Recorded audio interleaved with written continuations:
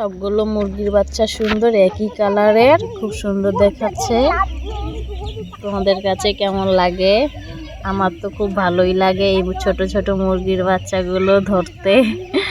আমার ছেলে এসে তো খুব মুরগির বাচ্চা নিয়ে খেলা করে। দেখো অনেক লাইট জ্বালানো আছে। লাইট না জ্বালানো, কারেন্ট যদি একটু চলে যায় তাহলেই একদম বাচ্চাগুলো চিৎকার করতে থাকে, একদম চিউ চিউ চিউ চিউ, কানটা একদম খেয়ে ফেলে। বাসনের দানা নেই, একটু একটু আছে, দানা দিতে হবে একটু পরে।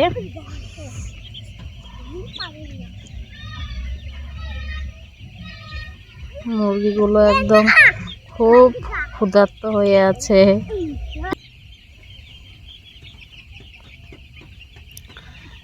হ্যালো, সবাই কেমন আছো? আশা করি ভালো আছো।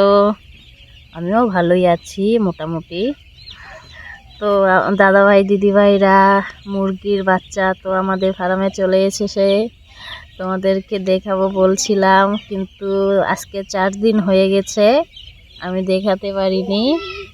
প্রচুর কাজ ছিল, তার জন্য মোবাইলে ভিডিও করার টাইম পাইনি।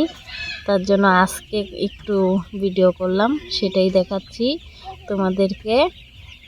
এই যে দেখো 4 দিন হয়ে গেছে মুরগির বয়স, দৌড়াদৌড়ি করছে, জল দানা খাচ্ছে বাসনে, কি সুন্দর দেখাচ্ছে।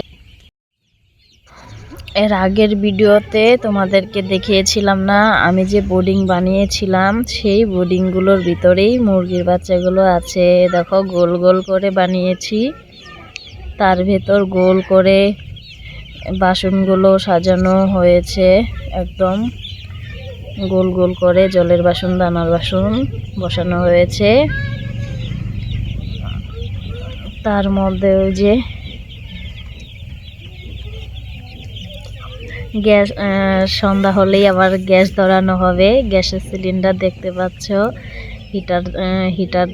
হিটার চালানো হবে, কারণ এখন তো ঠান্ডা দিন, তার জন্য মুরগির বাচ্চাকে হিট দিতে হয়, না হলে মুরগির বাচ্চা এক জায়গায় জড়ো হয়ে থাকে।